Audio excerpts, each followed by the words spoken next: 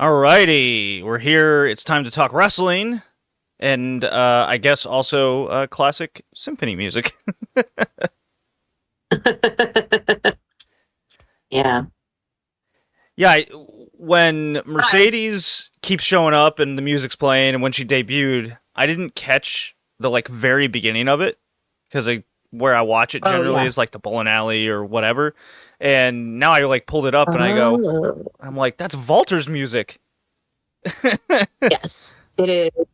It is Dvorak Symphony Number 9, which is a really great entrance theme. I don't blame her for choosing it.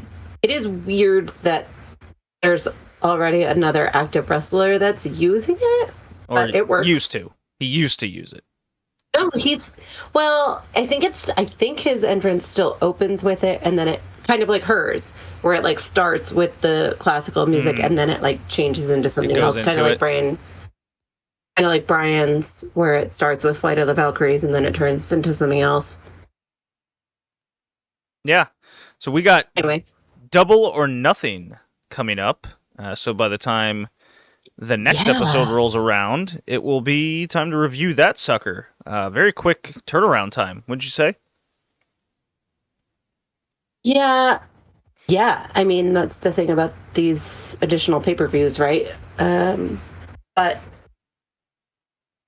originally when they started announcing all these extra pay-per-views, I was concerned about story build, but I think they're doing a good job getting us there. Yeah, so I agree. The matches are announced as follows. We got the Elite with Okada and Jack Perry against Team AEW, which is weirdly counterintuitive to who's on the team. So we got Danielson, Kingston, and FTR, while the Elite, the founders and EVPs of AEW, essentially, with the Bucks, they're anti-AEW. It's kind of anarchy in the arena. They normally, I'd probably come on here and say, why are we doing this as an annual thing? But AEW has certainly done a good job in making interesting canonical stories leading up to a match like this. So it makes sense. Yeah. Yeah, and I like the promos like Danielson's cutting about why he's going to be Team AEW, and I'm a little hesitant with FTR being on the team of all people with the Kenny Omega connection that they're making. But hey, I guess that's cutting things short. But yeah, does it matter who even wins this match? I don't really. Nope. It doesn't matter who wins, and I don't really care what they're calling the teams. It's going to be awesome. Yeah, it's going to be mayhem. Probably the main event. And under that is going to be Strickland against Christian Cage. I've liked this build. Swerve's kind of getting his ass kicked a lot, isn't he? A little bit. I mean, his faction turned on him.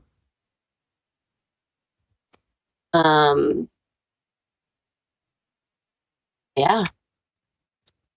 What do you think of now? This going to be essentially the second straight pay-per-view with Swerve kind of put in this position at the top, but he still doesn't feel like he's the top. Know what I mean? I know what you mean. Because we talked about this after Dynasty with the Ospreay Danielson match, Right. but still main eventing with the title.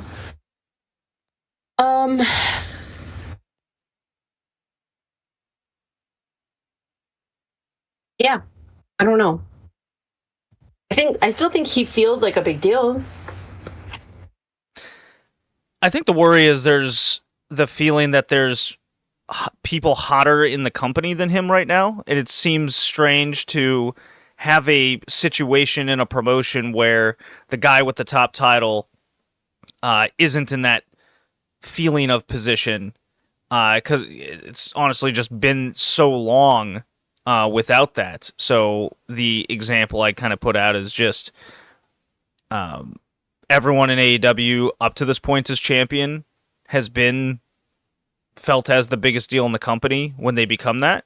So Swerve's kind of in this hairy ground of being that way, and you can even point to WWE with Roman Reigns being the top dog champion for so long, Yeah. and you can even throw that as like New Japan, where it's always the guy who has the top title. That is the most important person in the promotion, and we're finally in a position I where. don't know that. Go on. Go ahead. Finish your thought. I was going to say, I don't know that Joe ever felt like the, the biggest. Yeah. Maybe for a time, but.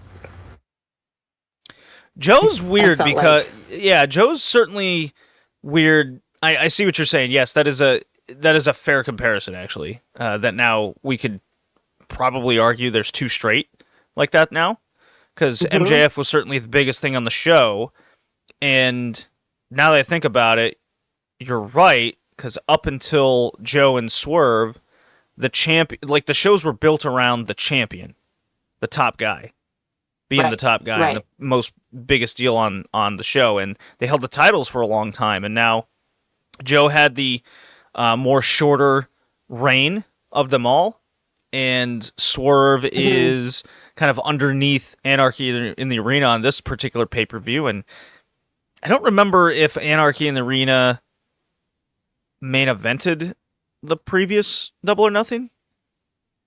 I don't quite recall that. I don't remember. Do you? I'd have to go look at the card. I don't remember. All right, let's see. I can pull it up easily. Here it is. Let's see here. Scroll to the bottom. It was the four-way. The MJF four-way last year was underneath Anarchy in the Arena. The Pillars match. Yeah. Oh, which, by the way, Jack mentioned in his promo on Dynamite, which I thought was really smart. He's like, I used to be a pillar, now I'm the keystone, which I thought was a good that's line. Good. Yeah, that's a good one. So maybe I'm probably being a little harsh with the talking point of Swerve not feeling like the top, because it sort of represents what they do annually, but it still doesn't take the feeling away from it. Regardless, I'm excited for the match. I think Christian being this sort of challenger is a good position to be in. He lost up, so to say, and I'm excited for it. Right. We've been talking about mid-card champions losing up, and he's the first one who appears to actually do it. Yeah. Kind of strange that AEW brings back the rankings for like a hot minute. They go away, and then they throw... Not very consistent with these things, but regardless. Timeless Toni Storm against Serena Deeb. I have a feeling that this was meant to be someone else in this position for Double or Nothing. You think? Yeah, I think, or maybe not, because it looked like Serena Deeb was going to be on the track to Mercedes Moné at first, and maybe they pivoted away from that to get to Willow, but it certainly looks like Mercedes was always going to be involved with Willow Nightingale. So maybe Serena Deeb, because when Serena Deeb came back and she started doing the whole dojo thing, and it looked like she was going to feud with like Yuka Sakazaki, among others, and then Yuka got hurt, and Serena Deeb just never really...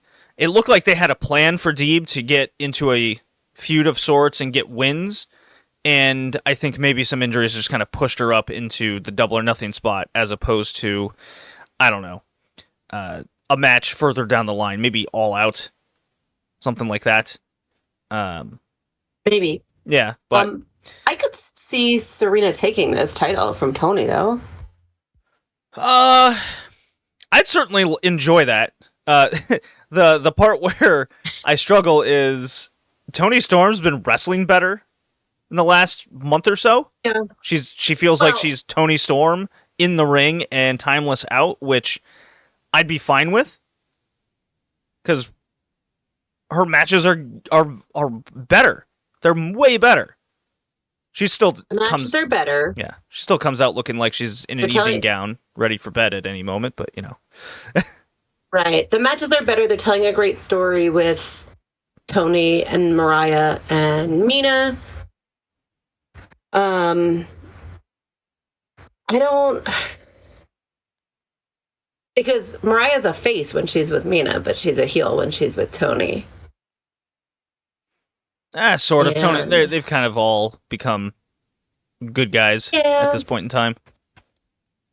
They've just I was trying to figure out whether during the segment on this past week's Dynamite where they were doing the promo at the top of the ramp, I was trying to figure out whether Tony or Serena were the face or the heel, because I thought they were trying to present Serena Deeb as the baby face.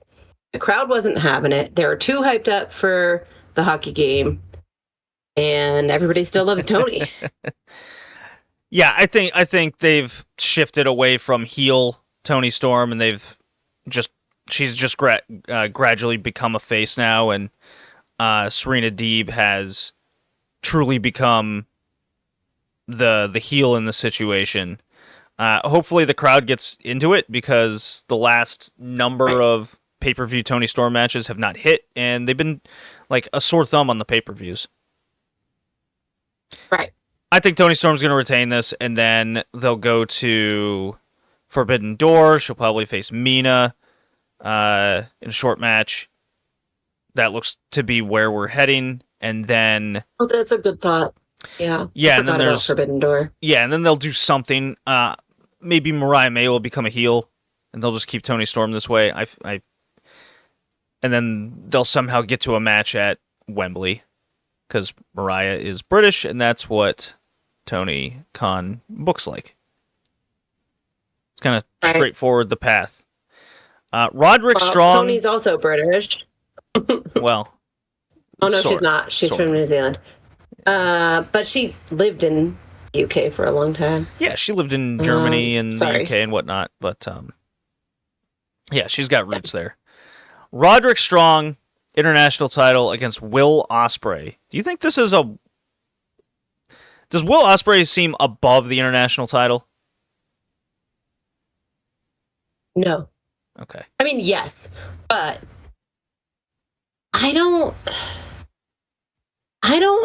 think you give Swerve... I don't think you take the title from Swerve in August. I think it's too short a reign. I think TK is going to want Ospreay to win at Wembley. So if you give him the international title here, he can carry it and have a big win against, I don't know, Pac at Wembley.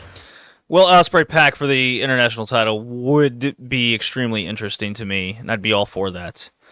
I want to see Ospreay Swerve. But I also, if we see Ospreay Swerve at Wembley, Ospreay's losing. No, he'd win. No. Ospreay would absolutely win. He's winning the match at Wembley. Like, whatever match it is, he's winning. Wrong. I bet you a beer. Whatever the match is. Yep. They'd have him lose? I don't care what the match is. If he goes in holding a belt, he'll win. If he's challenging, I think he's going to lose. Why? Because I like it. Oh, okay. Okay. Because that's how I would book. Oh. All right, fair enough. Willow Nightingale... Subvert expectations. Okay. Willow Nightingale, Mercedes Moné, TBS title, also Mercedes' debut match, wrestling match in AEW. Yes, Willow is facing Tam Nakano this weekend in Stardom, but we know Tam's not winning. So it's Willow and Mercedes recounting their unfinished business from the New Japan, whatever show that was in the United States where Mercedes got hurt. I think it's a good story they've told. I think it's very filled with good character work on both sides. Mercedes isn't a particularly strong promo, but I think it's been totally fine. I think people are being a little harsh on it. I think the problem with her promos recently is originally they were presenting her as a cocky baby face, and she can't sell that. When she's cocky as a heel, it's way more believable. Oh, she's awesome. When she's a cocky heel, she's great. The cocky, confident baby face doesn't work for me. Yeah, so she's fortunately, they're turning her heel, or she has turned heel. So Mercedes is going to win, right? I think this could go a couple different ways. Originally, I was like, obviously, Mercedes will win. Then I was thinking they've been building this tension with Willow, Chris, and Stokely. They could either cost Willow or attempt to cost Willow, but not work. And either way, I think they might join Mercedes, Chris and Stokely. And then if Mercedes loses, then she can go after the big one. I don't know. I've had a number of different thoughts over like how they should book this or what have you, but what if they just do like some old-fashioned draw / the match is thrown out, something or another where neither person technically loses, and then they could... we have yet... Yeah. Like a... What happens when neither technically loses? I have a thought. Okay, go for it. What's one thing that they haven't done yet in AEW, and I've addressed this question online to a couple of the referees with no clear answer, but I think it has since been addressed on TV. But one thing AEW has not done has been a champion winning the match by countout and retaining, or DQ. No. A champion has never won a match by countout or DQ and retained the belt. I don't love it, but it's been 5 years. They've never done it. If they do it on Double or Nothing or another pay-per-view coming up, and then don't do it again for 5 years, if it makes sense, I'm okay with it. As long as it's literally like once every 5 years. No, I'm not okay with that. I would much rather be entertained and way more into the feud and the rivalry than they both go to a double DQ or double count out, matches thrown out, some sort of thing where both people still want to fight. Think of like a hockey fight where the refs have to get involved once they hit the ground. Not this rabbit sucker punch and then the champion somehow retains. No, I don't like that. I'd want some 1970s finish, not from the WWF. I think because it's never been done, they might be able to do it creatively in a way that doesn't feel anticlimactic. But they can't do like a time limit. It's a 60-minute match, right, for titles. So is the TBS are all titles 60 minutes, even the mid-card ones? I mean, you can announce it whatever titles? time you want. Oh, it's not the main event, so it's a 30-minute time limit, a 20, a 15. You can kind of say whatever you want, really. Yeah, but I also don't see Mercedes going 20 or 30 minutes in her first match back. So, I mean, this could be like third from the top, for all we know. I mean, it should be, very near the top. Yeah. If not the top. I don't know. So, let's see, as I look through Dynamite since Dynasty, or at least here in May, that's probably a better representation. Collision's been really fun lately, though. I really like it. It has. So let's see here. Because I'm pulling up, because the latest Collision was really good. It had the Copeland O'Reilly, the Dax Harwood Tommy Billington match. Both of those matches ruled. The good Will Ospreay not squash with Lee Moriarty. Then we go to Sorry. Yeah, that match, as soon as it was announced, man, I love me some Lee Moriarty. We're, East Coast people. We've been watching him on East Coast Indies for a really long time. Just phenomenal. Really great stuff. Yeah, we had more Adam Copeland on the previous Dynamite against Brody King, which was solid. There was, let's see, Jericho Shibata, which was really funny. That was good. Oh my God. Yeah, it was good. And then he bragged about it the next week about it being the top-rated match on Cage Match for this show. Right. No one wants to see him because it's funny. Oh, he is doing great work. He turned Go Away Heat into people raving about what he's doing right now. Look, when we reviewed Dynasty and I was talking about that hook match, I'm like, wait for it. Yeah. It's Chris Jericho. I know. I knew, right? Like, it was embarrassing in that arena, and he turned it around. Yeah. It's I love the gimmick. It's so funny. He good. knows how to stay over. He knows how to make the TV time his. And the crowds always end up turning around. People fall for it every time. It's great. I love it. Jericho's the best. I'm telling you, he's one of my top 3 favorite wrestlers of all time. I love him. Of all time, is he? All time. Yeah. Oh yeah. Can you guess the other 2? I feel like I'm too new a fan to have an all-time favorite. Because I haven't watched enough older matches to consider anyone. I mean, I've seen Bret Hart matches. I've seen, classic Jericho match. I've seen a handful of matches from each of those. Some of the people in the conversation for Go, but I haven't seen enough of their work at my level of fandom. Okay. Who are your other? I'm assuming at least one of them is a woman. No.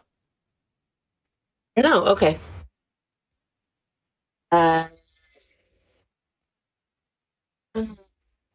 Damn close, though. Are they all Canadian? Are they all Canadian? Oh my God, they are. Oh, that's funny. Oh my God, so Bret Hart. Yeah, what a coincidence. And Kenny Omega. Yeah. Yeah. Oh, that's great. All right, so that solved that. Nailed it. Nailed it. That's great. So, I'm so glad I know you that well. You said, "Can I guess them?" And I was like, "There's no way I'm getting this. There's no way," is what I was saying in my head. But I'm so proud of myself, and I'm so glad I know you that well. It's as unbelievable as the Rockies sweeping the World Series defending champions. They won 6 in a row. They've won 6 in a row. They've doubled their win output in a week.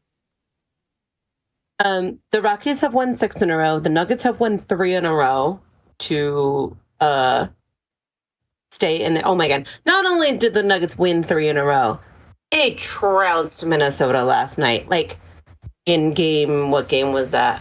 5. Yeah, Jokic going 40. Yeah, I mean, Jokic just put on a clinic. He got. I wonder if he can put on a pair of skates and goaltend. I wonder if he can do that. So it's funny you should say that because one of the Twitter accounts I follow said, here, let me find this because I don't want to misquote it because it's really, really good. This guy he's a basketball guy. He's written a book on basketball. His name is Shea Serrano. He's also written like a book on music and some other stuff. What did he say? Sorry, I'm scrolling.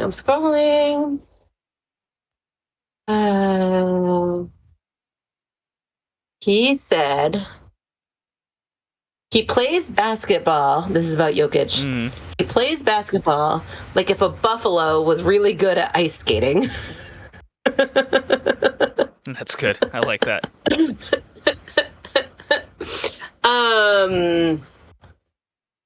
So I don't think the score in Game 5 of the Nuggets series was indicative of how badly they trounced Minnesota. Minnesota looked, I mean, they were done at the half.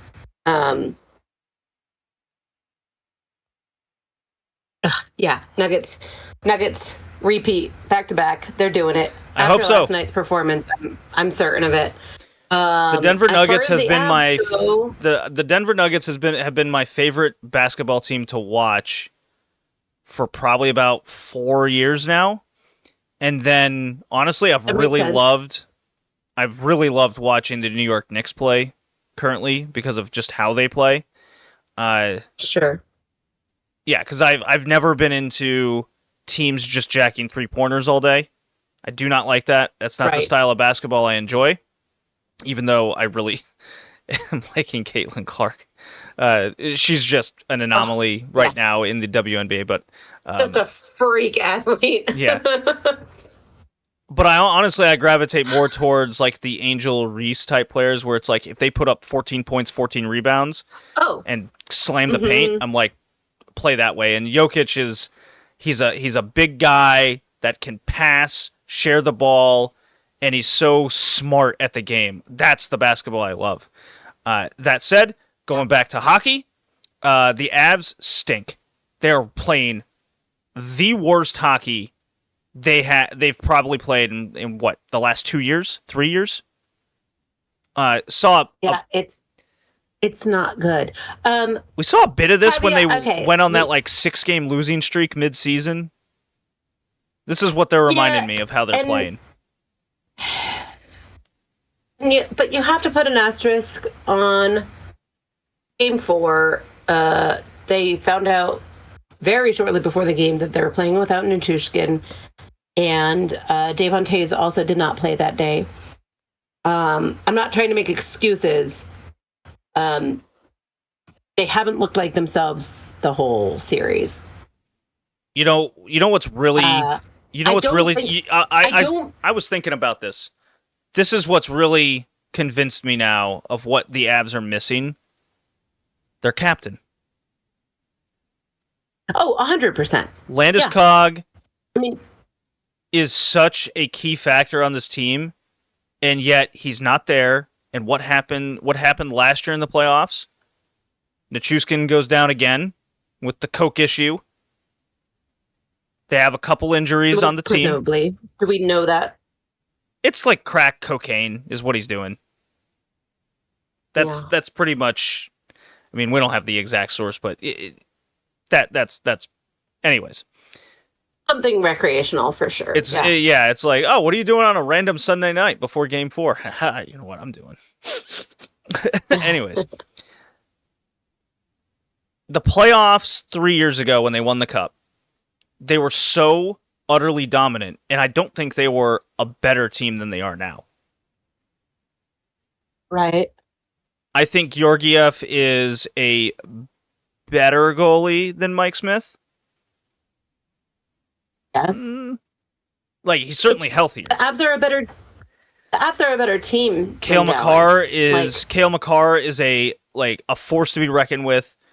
Rantanen and Lehkonen are stronger players in these last 2 years than they were 3 years ago. But why is it when they get to why was it last year they meet the Kraken, who were not a better team, and they just essentially get outplayed by a worse team? Why is it this year when they can trounce the Dallas Stars all season long, and as soon as playoff times comes, they collapse? And it's not like I don't think Georgiev is there for the long haul. I don't think he's a good enough goaltender to stick in this number one role. But the Avs have no one else. They have a Noonan they could throw in there, but they're anyways. They're missing their captain. They're missing the leader. I love McKinnon. I love Makar. They're not the leaders that the team needs because they're so individualistic star players. And what has this series really? The series has told me that they're missing some key factor for them to be a team. Mm-hmm. Yeah. Where's your 140 That points stands to goal reason. scorer? Where's your 90-point defenseman? Why can't Right. they come together and really put together the strong number? They were there for Winnipeg. We saw them playing like a team against Winnipeg and going out and playing like hard-fought hockey, and they just look like they're out of energy. They don't have anything else in them. Georgiev is letting in 3 goals a game plus every time. That's not entirely his fault, though. They're not supporting him in offense or defense. So, Well, the offense isn't there. They've supported it plenty previously, but he's still letting in three plus goals a game. And you're not. Look, I'm not giving the defense a pass either. The whole team doesn't have energy, and Georgiev isn't a good enough goaltender to pick up that slack. well, I will concede that fact. Yes, he is not good enough to carry the team on his back, but the team shouldn't have to ask that of him either. Every strong playoff team I've seen this year and last year, a strong-minded goaltender that can at least put a game or two together in a series where they don't let in 1 or 2 goals. Plus, Mm-hmm. Georgiev just isn't capable of doing that. You know, look, the Toronto Maple Leafs put out fucking John Wall out there and decided to, take it to Game 7 for ultimate despair and sadness. But, that's Leafs time. But Leafs had a guy. Swayman's just been out of his fucking mind. Shesterkin over in New York is out of his mind. Carolina has Anderson. They're all these strong goaltenders, and Colorado just doesn't have it. They don't have it this year. 3 years ago, they had Mike Smith play out of his mind in the playoffs, too. You need a hot goaltender. You need a guy capable of putting a game on his back. Or 2. Fair enough. But every game, they've gone down, 3 goals immediately? Each time? Yeah. Oh, basically. That's awful. That's awful hockey. It's really bad. Sure is. Yeah. All right. Have you watched any New Japan, particularly the Resurgence show? No. I was trying, but we've been watching every playoff game that's been happening. A lot of hockey. I just haven't had time to watch. Yeah. I've been watching all the hockey, all the basketball. I just haven't had time to watch extra quote unquote wrestling. Resurgence, the card looked good. I did see the Bucks promo. What was it? So I would say Dontaku and whatnot with Moxley against House of Torture is pretty junk. It's a lot of try hard wrestling in the undercard or matches that we've seen thousands of times prior. Very unoriginal and uninteresting. Dontaku I thought was a total waste of time. It was bad. Resurgence I was much more into as long as it was non-House of Torture stuff. So, like, Stephanie Vacker, Alex Windsor was really good. I wanted to watch that. Shingo Yuya Uemura, I was really into. That went like 20 minutes of just strong wrestling. The Gabe Kid Kingston, like, no rope match was good. It was kind of weird, though. It had a weird, like, vibe and feeling to it. Maybe it was a little too long. I do like how it's built up on these American shows, and it ended up with Gabe Kidd winning and taking the openweight title. So Kingston continues to lose these things. Mm-hmm. And the main event, Moxley Umino, it didn't need to go 34 minutes. Oof, that was long. Yeah, that. I was like, you guys could have done 17 to 24, and it would have been a better match. It just looked like Umino, I don't think he's there yet to put on a match of that length. He just always looks like he's running out of ideas, and then the match kind of comes to a crawl. I'm just so out on New Japan right now. They just do not have the depth of talent, or at least interesting enough booking to put people in matches that become interesting. I mean, look, they had another Zack Sabre Jr. Hiroshi Tanahashi match on the show. Like, I feel like I watch it at every New Japan pay-per-view. Yeah. As for the best of the Super Juniors that's ongoing, I really got nothing to recommend there so far. The matches are sound, but nothing of interest. It always feels like it's the same field year over year now. Maybe Kushida will get some sort of push in this tournament this year because he laid an egg last year. And then I am watching every Dragon Dia match because he's a guy from Dragongate. That's very enjoyable. So I'm guaranteed to watch every one of his and probably a Hiromu match here and there. And that's about it. But Dragon Dia lost on the fucking, first or second night to Taiji Ishimori. Taiji Ishimori is going to probably be in the mix for the final day. Okay. Yeah. Who were the Western kids that they brought in for this one? It's Blake Christian's in, right? Blake Christian, and there's Kevin Knight. Oh, that's good. Okay. Yeah, I watched one of his matches. Can't recall which one, though. Was it TJP? Okay. Because I think he beat TJP. And then who else is there? Okay. Oh, Clark Connors. Ninja Mac's in it. Yeah, how could I forget? Yeah, that's great. Yeah. Yeah, Houston guy. Houston, Texas. All right. Nice. You ready for some WCW? Yeah. Yeah. Let's dive in. Are you sure? I mean, I'm never ready. All right, here we go. Playing the little drop. Oh, boy.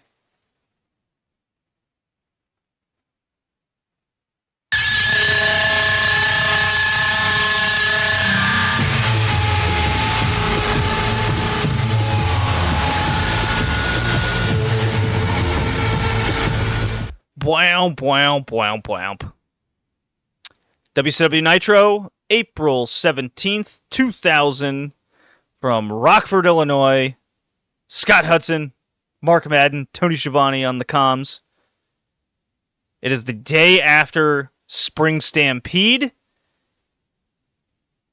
And boy, oh boy, we started the show with a pretty bad video package of what happened at the pay-per-view, because if you didn't watch Spring Stampede, nothing would make sense. Just nothing. The whole yeah. The first 5 minutes is horrible recap videos. Then for 5 minutes. Mm-hmm. And Russo enters. There's balloons, there's pyro, whatever. Oh my god. Okay, so for those that don't remember, and during the drunken review of Spring Stampede, we did not do that shit justice because it was just so absurd. So essentially, the Nitro from a week ago, Russo and Bischoff ruin 2 years of storyline by coming together and becoming friends immediately. They strip every title in the company of their champions, and they claim it's an even playing field. And all throughout that show, it's now the new blood. So Scott Steiner, all of these younger guys, Billy Kidman in particular has some interesting roles, and they're starting to introduce more and more guys and new characters to be part of New Blood under the guidance and authority of Bischoff and Russo against the Millionaires Club, the babyfaces, the people who we have been sick and tired of seeing in the main event with no fresh talent. They are now the good guys of Hulk Hogan, Lex Luger, Sting, DDP, and the whole and Ric Flair. And the whole pay-per-view turned out to be fuck finishes, Russo and Bischoff getting involved in respective matches, a shitty turn in the main event of Kimberly turning on DDP, And so now every single member of New Blood has titles, or not every single member. Main members of New Blood have all these titles, and it's a show-long story of making tension in the New Blood for people who can't get the titles or won't, along with the Millionaires Club doing the exact, almost the verbatim, the exact same angle on the show. That's the whole thing. Coming off the pay-per-view and doing this Nitro. You did not do the intro justice over the balloons and streamers and everything and confetti. Well, you didn't let me finish. I apologize. Do it. Go ahead. Go.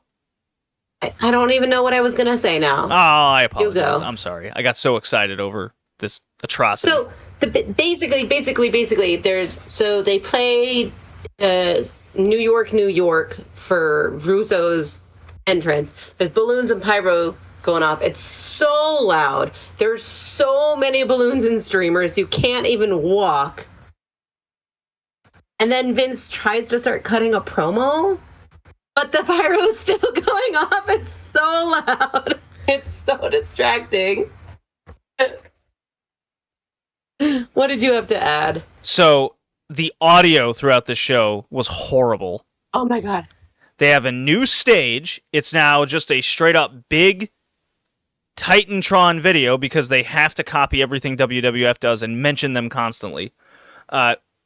They have the scaffolding that actually looks sort of like older Nitro. So I kind of like that. So they got rid of the shittiest ramp and all that stuff, at least for this show. Who knows if that'll change again next week. They play the music. Out comes New Blood and Russo because it's all about him. And because Russo's the real star. I don't know if you knew that. Sure is.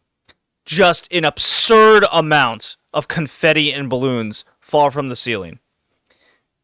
As Russo's trying to cut this promo about this new era, you were just hearing what I can describe as like machine gun and cannon fire going off because they have given thousands of people balloons to pop.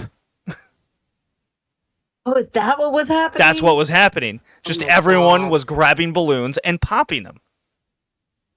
Oh my God. So you can't hear a fucking thing Russo's saying the whole time. You're getting Mark Madden throughout this and throughout the whole show referencing dirt sheets. God. Right? So Russo... Oh, there are so many references throughout this whole show to real life things, WWF things. It's the pettiest of the petty things I've ever seen ever. So this is how much the show's terrible. It's so bad. So you have this new era, all new champions. They're actually doing an okay job at getting heat on New Blood because people are booing them. They don't like him. They hate Russo, like beyond reason. And his brilliant idea, instead of like putting over all the talent or saying we showed the Millionaires Club this, or they're done, they're old, they're out, old style this. Instead of doing all that, he cuts a promo about the WWF. He's talking about Jim Ross and his black hat and people in their spots and jobs, and he's bitching and complaining about the industry, but yet at the same time, he's saying basically how great the WWF is and how much Nitro should be like them. Yeah.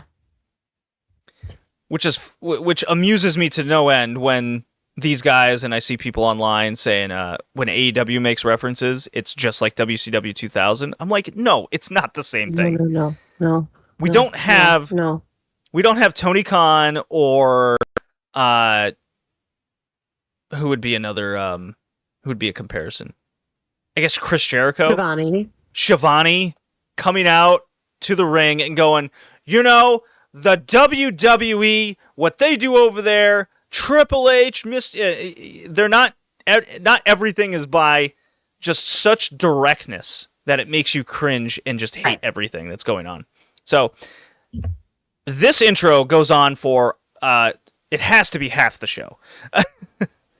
Yeah. So at 15 minutes, all we had seen so far was Russo and then Bischoff. And at 15 minutes, Kimberly Page comes into the ring and cuts her promo about why she turned on DDP. It's pretty bad. Then Russo and Bischoff get back involved, and they start showing DDP showing up to the arena and like pushing through people and like whatever. Meanwhile, they are still cutting a promo in the ring, and you can't hear a fucking thing that they are saying. I don't know if it's important to the story that they're trying to tell or not. All you can hear is the sound from the DDP part. It's so distracting. And they made sure to show us that the building is locked tight and there's security everywhere. And they're like, look at the door. It's totally locked, bro. Yeah. And we cut to DDP coming in. And for some reason, instead of continuing the promo in the ring going down and just showing DDP there with like police in front of him, they want both audio playing. So you're hearing like the cop go, "No, DDP, you can't enter." So both audio versions are clashing with each other. So now you can't hear anything correctly. And DDP then cuts through the police. A camera follows him from behind, through the back. You see some people in the background. I think Vampiro. And DDP goes in the ring. He starts getting beaten up. Earlier in the show with all the police officers, they show there's a riot squad ringside. Of course, that turns out to be like Ric Flair, Sting, Luger. So the Millionaires Club beats up the New Blood, and they hightail it away. Not before us knowing that Jeff Jarrett is going to have a world title match with an open contract for the main event. So all that happened. Wild. A lot of stuff. Yep. Yeah, and then they go to commercial. And then they come back from commercial. And I say moments ago, this is what happened. And they just recap everything that just happened in the first 20 minutes of the show. 20 minutes into the show, still no wrestling. No, why would there be? Because the thing is, Triple H is on Raw, and he's starting to do the... Is he starting or has he been doing? Anyways, he's doing 20-minute opening segment promos. So naturally the idea is, we must also do that. We must copy the WWF because they're so much better. Okay. So we have... Let's see if I can go through this pretty quick. We have Bischoff yelling at a bunch of guys over the police. Booker asked why they're supposed to be security, and Bischoff tells him some stuff. Tells him everyone leave. The police eventually come back, or the security guards in the building, and they go, "We quit." So now there's only the police there. Hogan apparently calls Bischoff at his desk. But this is funny. This is really funny. I don't know if you caught this. So after the security working while I was watching. Yeah. After the security quits and leaves, you don't hear the phone ring. Bischoff just like picks it up. And he's like, "Hello." And then you hear Hulk Hogan. And he's like, "You got 5 minutes, brother. I'm going to kick your ass." And Bischoff hangs up and he's like, "Oh." I'm like, "What? Why? What just happened there?" Anyways, so then Hogan shows up to the arena, okay? Yep. Or no, okay, yeah. So when this is what happened. DDP cuts through the back, and as he was going in the ring, okay, now I remember. It was Stasiak and Kurt Hennig, like, talking to each other. Because that was really weird, because the next match, the first match, was Sean Stasiak against Kurt Hennig. Yeah. So I'm like, we just saw them talking to each other, and yet we're supposed to. Okay, all right. Yep. So they have like a 2-minute match, DQ finish, of course. Or no. Stasiak used brass knuckles on Hennig and pinned him after a ref bump in 2 minutes. This is where it gets even more funny and ridiculous.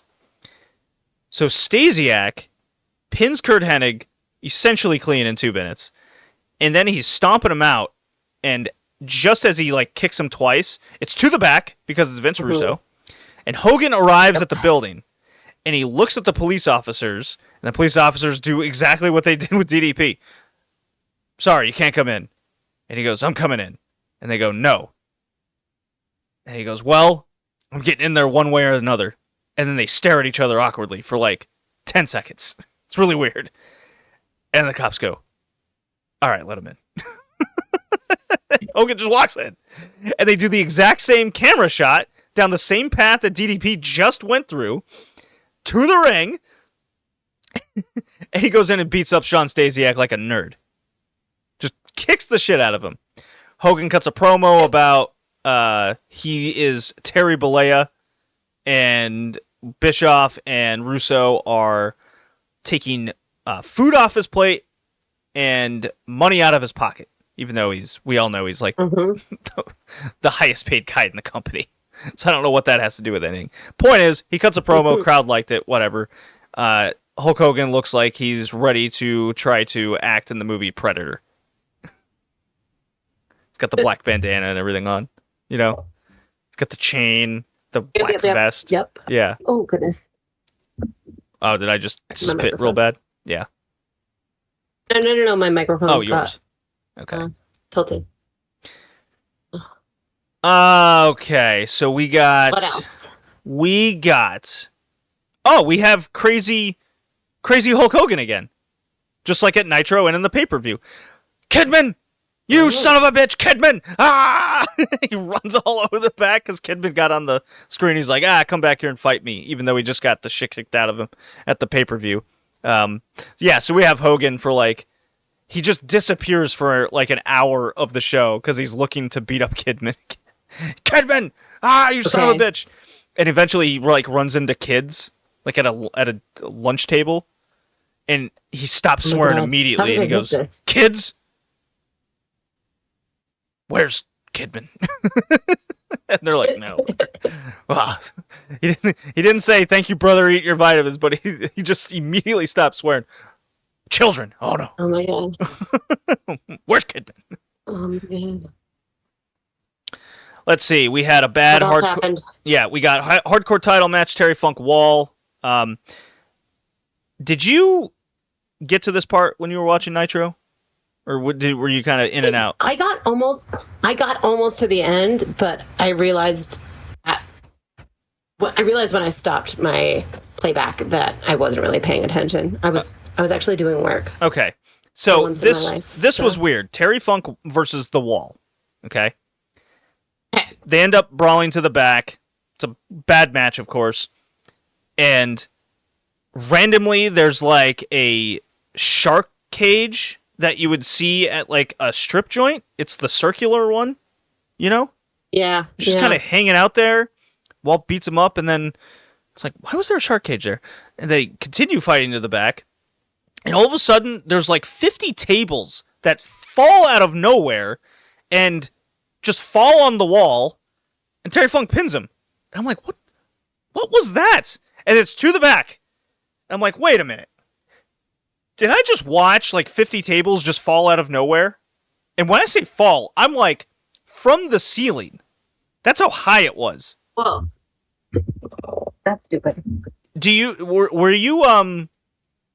Were you aware during the pandemic of like a Roman Reigns thing in the back on WWE TV where it was like randomly these boxes and shit? Somebody pushed it. Yeah. Yeah, and the commentary is like, someone pushed it. Well, the commentary here was too busy cracking like inside jokes that they just go, "Oh, tables fell. That's weird. Move on." Like, yeah, it's weird. Talk about it. It's really strange. Let's see. We had the official re-debut of Crush and Atom Bomb aka Brian Adams and Wrath. Oh. They are Chronic. That is their tag team name. I have fond childhood memories of Chronic, particularly Adam Bomb. I have a real soft spot for the guy known as Wrath. He was one of my favorites as a kid. Was Okay. Adam Bomb and Wrath. It was very strange. Jeff Jarrett's open contract is signed, but we don't see who it is. Ooh. Oh. Yeah. DDP, Mike Awesome. Bad match. Don't worry about that. DQ. Oh, but that was the start of Mark Madden on commentary going, because he was playing off the commentary from last week Nitro and the pay-per-view, because they had relaxed rules, right? All night. Oh, fucking, yeah. Well, Mark Madden continues that, and he goes, nobody tunes into TNT to see a DQ. Everyone wants to watch wrestling where there's a finish. And the rest of Nitro is all DQs.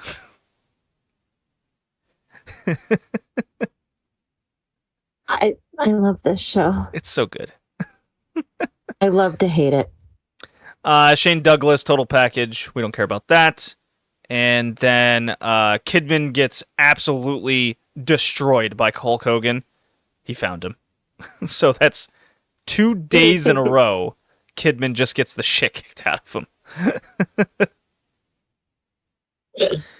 Yeah, Kidman gets like stretchered out and everything. And then we have our world title match. Jeff Jarrett against mystery signee who isn't allowed to be in the Millionaires Club. Turns out it's Scott Steiner. Still coming out to Steiner Line.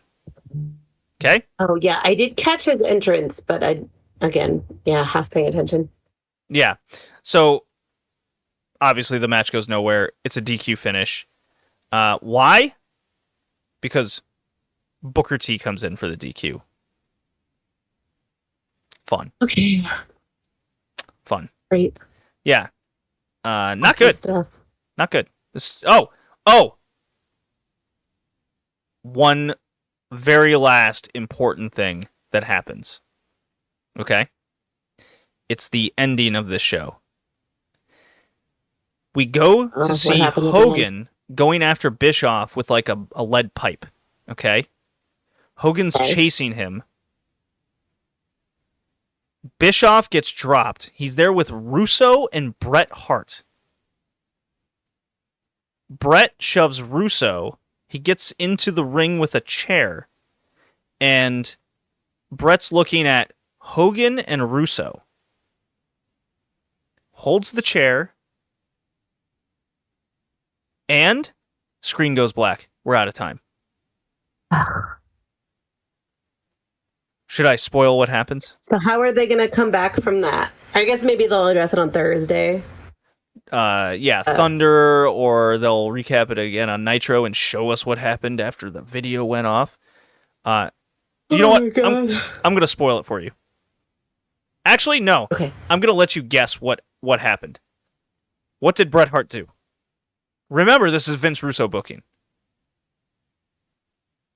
I don't know. I can't. He hit Hogan with the chair. He's going to join New Blood. Oh, okay. Yeah. Fun, right? Don't worry. There'll be like 1,000 more swerves to not worry about and care. I'm so annoyed. Yeah. I'm more annoyed at the fact that they keep referencing this white Hummer in the video that they referenced from a random car attack that they never addressed. And they're just like, oh, Bischoff drove the white Hummer the whole time. No, you didn't. You weren't there. Anyways, that was AEW. That was New Japan. That was WCW Nitro 2000. Rickee, see you next time. Later. I like it when the bassline's low.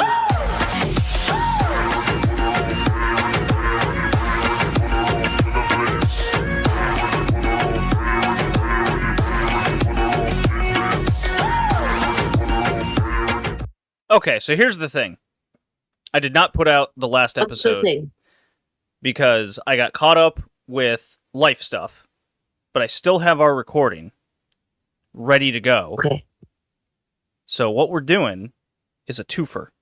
It's going to be the recording from 2 weeks ago, followed by this one that we're doing now. Great. That's the plan. That's exciting. That's what we're doing. So we get to see you get to hear our pre-thoughts followed by the post-thoughts. Awesome. In terms of WCW Nitro, it's the show sucks, and then the show still sucks. Right. Yeah. So 2 nights of Lucha Libre and laughs. Tell me. Holy crap. Yeah. Okay. So, Lucha Libre and Laughs anniversary show, 2 nights. They were celebrating their 11th anniversary, but they were also celebrating 10 years of Royce Isaac's career. And from what I understand, you were hyping up he had this a big weekend. That's hand. right. That's right. Yeah, and from what I understand, he had a big hand in making a lot of the matches, if not all of them. So that's cool. Both nights were, hilarious, and there was great wrestling on both. Highlights included Abaddon defeating Miyu Yamashita. I find that really funny. It was. So the thing that I love about Miyu Yamashita, and it continues to surprise me, but I shouldn't be surprised anymore, is how good she is at the silly stuff. Yeah, she has a different level of funny to her. Exactly. They went around the whole venue, and she was scared of Abaddon the whole time and acting terrified, and still got in, a ton of offense. Obviously, it's Miyu, but she did take the loss on the first night. How did she lose? Royce, I don't remember the. Was it a roll up or an actual one of her widow's definitely peak not finishers? a roll up. I think Abaddon I think has a newish finisher. Okay. And I think it was an offensive maneuver. Offensive maneuver. I agree with that booking maneuver. decision. So Royce Isaac's match on the first night was he teamed with Jarrell Nelson, West Coast Wrecking Crew, to take on the newly reemerged Legion of Rot, the team of Frightmare and Hollow Wicked. I only just saw them again at Evil Uno's Mystery Wrestling, so I feel like this might have been one of their first matches back as a tag team. And you went to these live, fun. by the way, right? Yes. Yeah. Yeah. These were in Denver at a 500 seat venue in Denver, and they sold out Friday night. Good. That's Friday really night good. They sold out. Saturday there were a couple of empty seats, but I'm thinking that's just because it's the holiday weekend and some people, were had left town already. But in the main event, we saw a triple threat for the title that Heidi Howitzer had been holding for over a year. Yeah, the 3-way. The other contenders were Effie and the guy that you've heard me talk about a lot on this podcast, Cody Devine. You very much texted me while I was in the middle of the night when I was sleeping. Yeah. You were very excited. And it was a phenomenal match. They waterboarded him. Effie and Heidi teamed up to waterboard him with beers. He's a real douche. Let me tell you that. His character. Cody Devine's a douche. Yes. Okay. If you're getting waterboarded with beer on Memorial Day weekend, is that considered torture or celebration? Right. But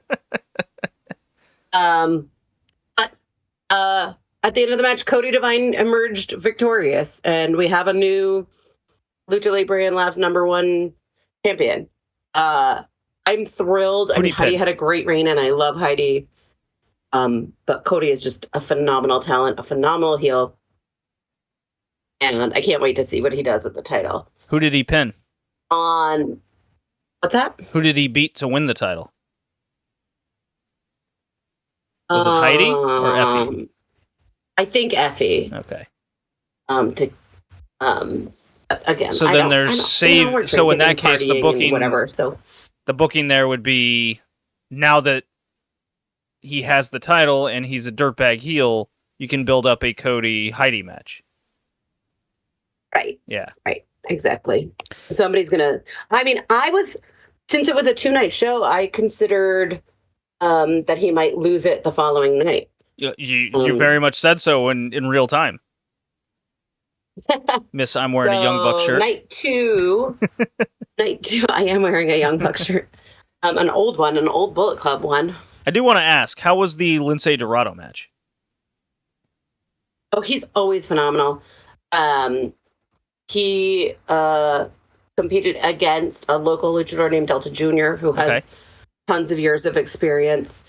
And it was funny and flippy. And Lince, he's been to Lucha Libre Laughs. This might have been his 3rd or 4th time, at least since I've been going.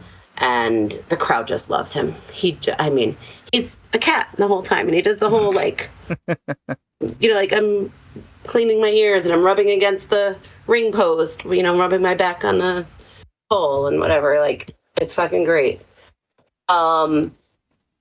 So night 2, Cody Devine was pissed that he wasn't going to headline night 2 now that he won the title. He's like, what, just because it's Royce Isaac's show, he gets a main event and I'm not here? So he pulled a Brock Lesnar and he's like, that's fine, I'm going on first.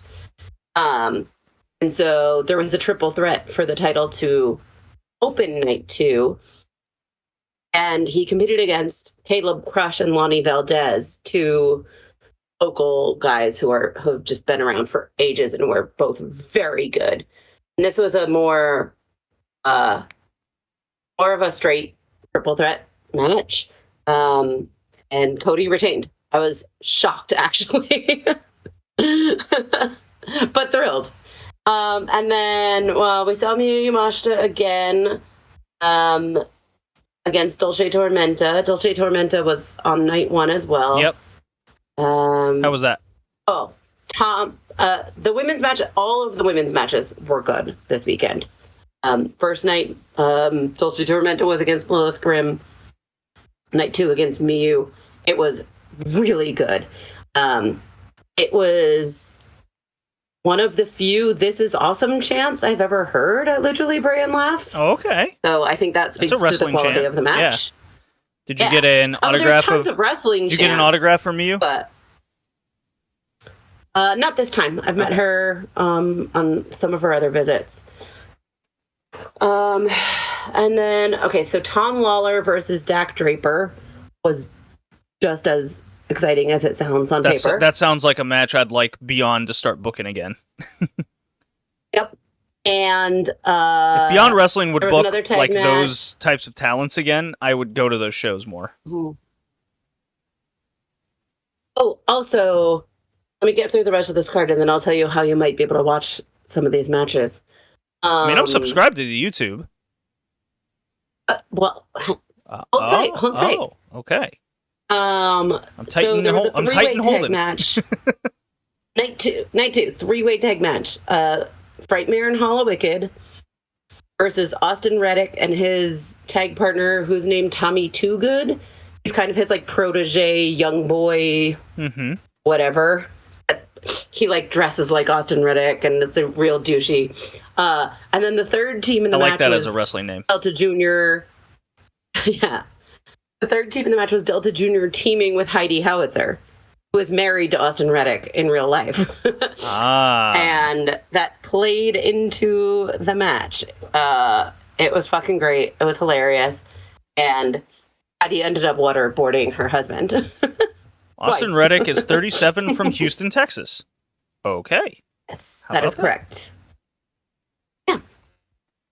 Heidi and Austin are originally from Texas, I believe. I believe they're back living in Texas or maybe Kansas City these days. They don't live in Denver anymore. Heidi is also from Houston, Texas. Okay. Yeah. I can relate to these two people. Yeah. And then I wasn't born there, but Main I was raised event. there. For those that forget. Yeah. Main event, night 2. I mean, I know Royce Isaacs booked this match for himself, but I feel like he also booked it for me because he is against Alex Shelley in his Lucha Libre and Laughs debut. Yeah, I'd love to see this Alex match Shelley, live. you know how I feel about Alex Yeah. Shelley. Anyway, it was phenomenal. It was fucking great stuff. Alex Shelley healed it up the whole time, which I fucking love. Oh, heel And Alex Shelley's Royce really good. won. I watched him versus Ruby Soho live. I was there live for that match. Yes. Yes, I watched that one on IWTV. Yeah. Which, by the way, promoter of Lucha Libre and Laughs responded to a tweet about we got to see these matches on YouTube.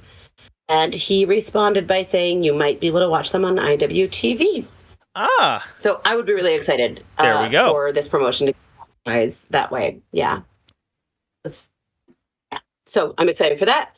It was a great weekend of indie wrestling. And then Sunday morning, we went to our friend's kid's birthday party. It was like a brunch birthday party. And then we stocked up on our snacks and our booze to watch the AEW pay-per-view. Yeah. My weekend, so the 2 weekends ago now, I had my first golf tournament of the season. I got 7th out of 12th, so that was good. Okay. And then on Great. Saturday morning, I had another golf tournament, and I got 3rd. It's all handicap related, and I got 3rd out of 15. So Ooh. I'm really improving there. And then today was another 18 holes, which we were rain delayed, hence the late start time. Although, ironically, kind of on time. I got my all-time best. I almost broke 90. That's amazing. Yeah, it was great. Congrats. That's phenomenal. If I would have made the final, it was like a 12-foot putt on the very last hole on 18, I would have broken 90 and my best score ever. So, golf is. I've worked on three or four key aspects, and it's really improved.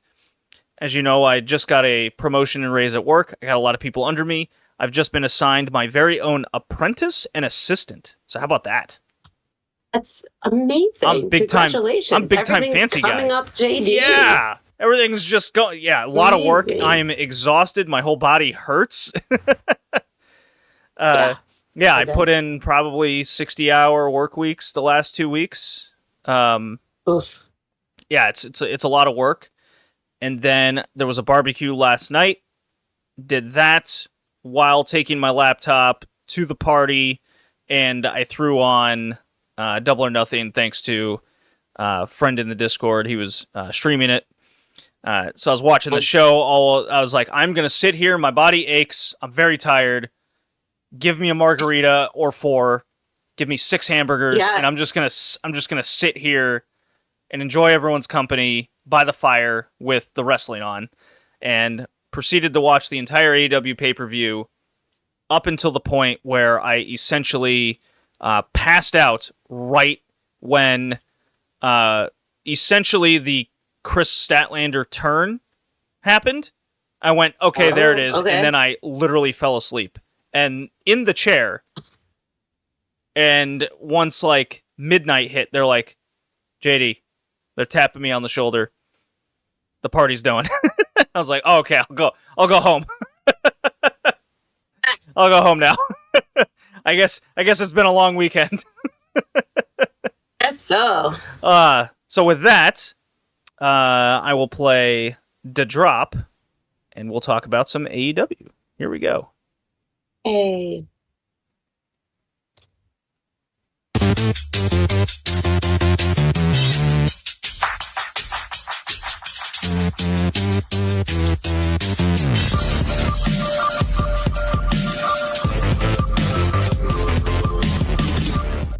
Okay, so yes, talked about my life, the video games, been playing, anime watching. Those are other podcasts.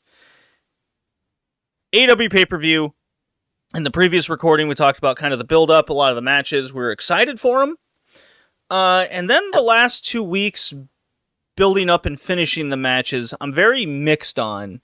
And I think it kind of touches on a lot of things I think AEW is missing right now. And because we were feeling over the last 2-3 months or so, with Okada coming in and Ospreay, that this company felt like they were on the verge of really breaking out again into a hotter period. Right. And then the build to the show, I think they've really missed the points on a lot of these matches.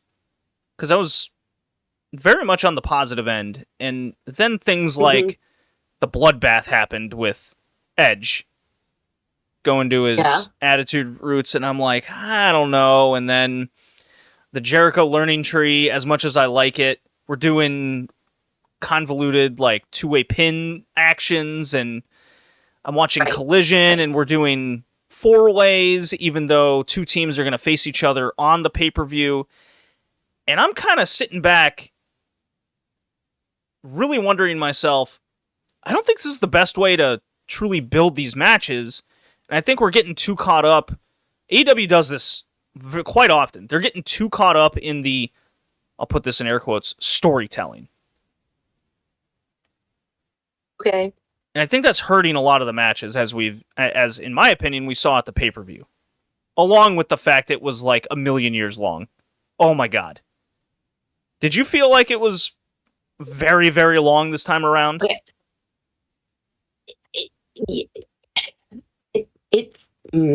It was long. Okay. I don't think it felt long. Also, I'm fortunate enough to watch in the Mountain Time Zone. That's true. So I wasn't up until 2 a.m. So yeah, because I passed out. Let's see, the Willow match ended at 11 o'clock? I think 11:15. I'm not sure. EST or something, and I had been up since 5 a.m., 6 a.m. I mean, that's a long-ass day, followed by a long pay-per-view, and I feel like a lot of the AEW pay-per-views, generally you think the main event is coming on at 11-ish. So I feel like we were an extra match too long, and that's what... Because I could generally power through the main event, and it got me thinking, the last time this happened was kind of the all-out debacle with the Matt Hardy spot. That Matt, and then by the time we got to the main event, we were still mentally kind of discharged from the Matt Hardy spot, and that didn't get us to enjoy the MJF Moxley match as much as we could. I come to this one, and I literally just fell asleep. I watched the last two matches in the morning and enjoyed them, but even so, I could tell like the crowd was very toast by that time of night.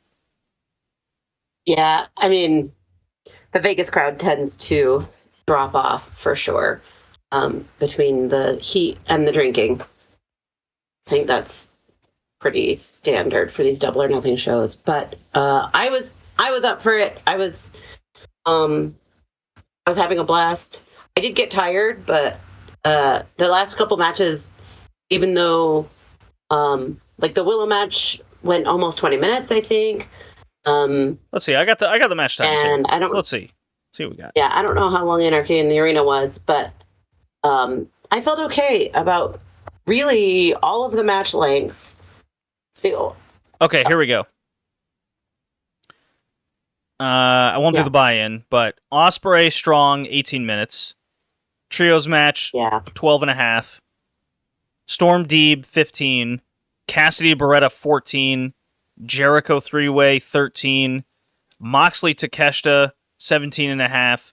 Copeland Black in the cage, 20 minutes. Mercedes, 18. Yeah. It's actually one of the shorter matches on the show, believe it or not. Kind of middling. Right. One of the longest, if not the longest, women's match in AEW. Yeah, I can't think of many women's matches in AEW that have approached that long. Maybe a Britt Baker match got like 17 minutes. Anyways. Maybe. Strickland Cage went 25, and the Anarchy in the Arena went 30. Yeah. So the only thing that they really could have cut off or cut down was, I mean, I could have done without the Cassidy Trent match or the Moxley match on this pay-per-view, but then you're going to get people saying, why isn't Orange Cassidy on a pay-per-view? Why isn't Jon Moxley on the pay-per-view? So you can't really win with that. I think I agree. I think you could have taken a couple matches off this card and even cut down some match times from their 20 to 25 to 15 for sure. Mm-hmm. I think you could have done that.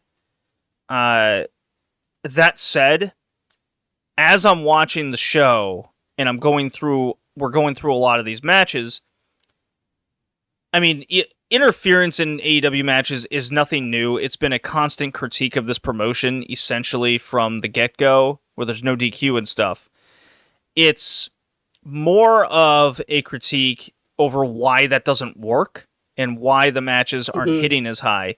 So, I mean, right off the bat, we get Ospreay strong, and we're thinking, okay, these are two of the hardest working guys in wrestling today, and yet we still need to... AEW still needs to find a way, them as in they feel like they have to do this, is there has to be this heavy storytelling element in the match, something straight out of WCW and WWE, where it's your typical American wrestling storytelling, where Ospreay in the previous pay-per-view, he did the Tiger Driver, hurt Danielson's neck.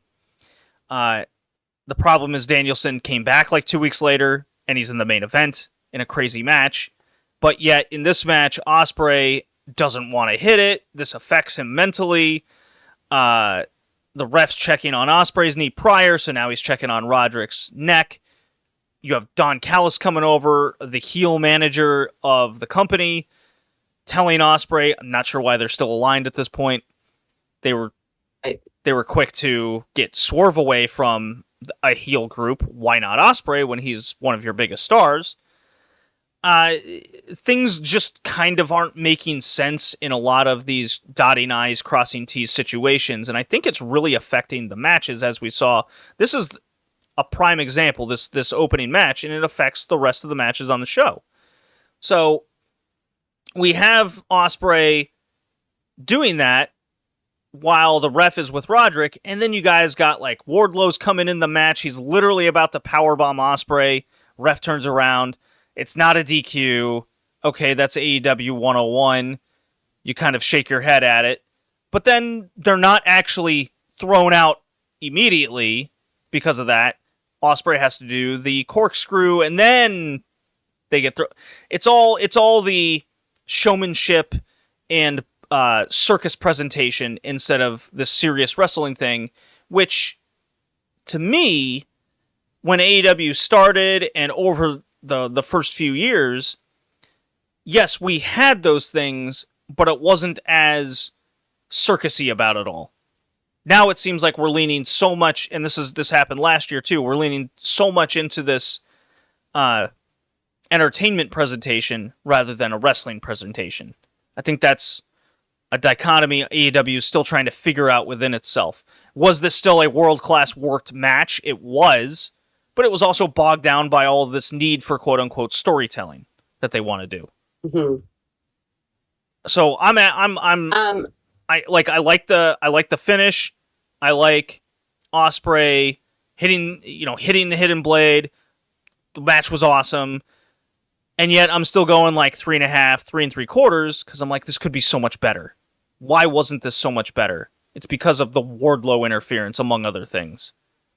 Oh, I mean, every match had interference. It was real bad on this show. Real bad. Yeah. Oh, that was surprising, but I loved every minute of it. There wasn't a whole lot that I would change. Well, I wouldn't have had that interference. Right. Right. Because then I truly think if they just went out there, had a crazy bang opener like AEW is capable of doing, then, like, if you do this kind of match on TV, I more or less have no issue with it. This is an AEW pay-per-view. We pay our $60 to watch this company be where the best wrestle, not we're the best wrestle, but we also got to tell stories. I mean, but they do also have to tell stories. I don't know what you want. It's this. It's what they're doing like during the matches. Like the match should be the story. You've built everything to this point. There was 1,000 video packages last week. Like we know the story. You don't have to keep doing these things during the match. The point of the stories is to build to the match. Yes. Yeah. I hear what you're saying. All right. So what do you think? Ospreay's international champion. They announced the Owen is going to be a guaranteed title match at Wembley. What are your long-term thoughts of that?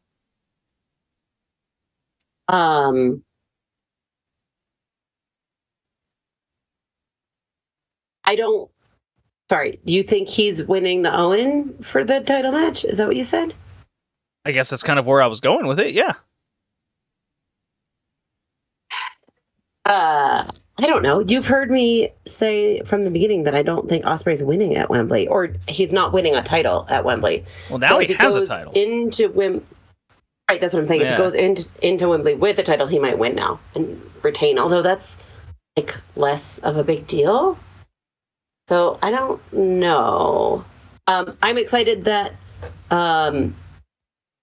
he has the international title, though. I really enjoyed when Pac was defending it all over the UK when he was holding it. Orange Cassidy never defended it outside of AEW. So, and yet it was still a legendary type run. Oh yeah, it was a great run with the title. Yeah. Don't get me wrong, but I'm looking forward to seeing it defended in other promotions and other countries. Yeah, the Owen putting these kinds of stakes on there is something I wanted from the get-go of it. It would be their New Japan Cup type match or tournament. So that matters. And speaking of which, MJF comes out after Adam Cole. And Adam Cole's really given me 50-50 vibes still upon his return-esque thing from his injury. Sure. Because he's still very much coming across like an NXT guy, where he wants to tell his Tuesday night stories. I mean, he comes out and does his "It's story time with Adam Cole, baby," and then he's like, I don't know why I'm here. I'm like, well, okay. Then MJF's music hits off of some. I feel like he was referencing something I just didn't understand with the whole video in his home or something. And then he comes out like it's early 2000s Triple H, and I really rolled my eyes. I really did. So I didn't know that the outfit was a reference to anything. Yeah. I mean, you saw my tweet, right? It was like immediate. A new look. So I'm not yeah, I mean, everybody was talking about it immediately. But I didn't know that that's what it was. I just thought it was, okay, I'm going to shake the Burberry and the suits for a minute. Yeah, he came out with the cutoff jean jacket, the boots, the whole deal. I was like, if he's going to do that, I halfway expected him to come out with a sledgehammer and then get on the middle ropes and do the Triple H like double fist pose. And he was a step away from doing that, but he trolled. He did it. I did get a laugh out of it, but I did roll my eyes at the same time. And then he cuts an excellent promo, and I was very torn on his line where he's referencing, I didn't need New Japan or Vince McMahon to make me. And I do actually like that line now, upon second thought, because he's now saying like me and AEW are together. It kind of came full circle in the promo. It was good. It was a very good promo. He's coming in. I hope he's very true to his word about the no bullshit, no shenanigan deals that he very much, I think, was involved in hurting a lot of the company last year and my enjoyment of the shows. So if this is kind of the direction he's going, I'm very for MJF heading there. And if Adam Cole is going to continue to be the antithesis of him, his antagonist, then I can get behind that.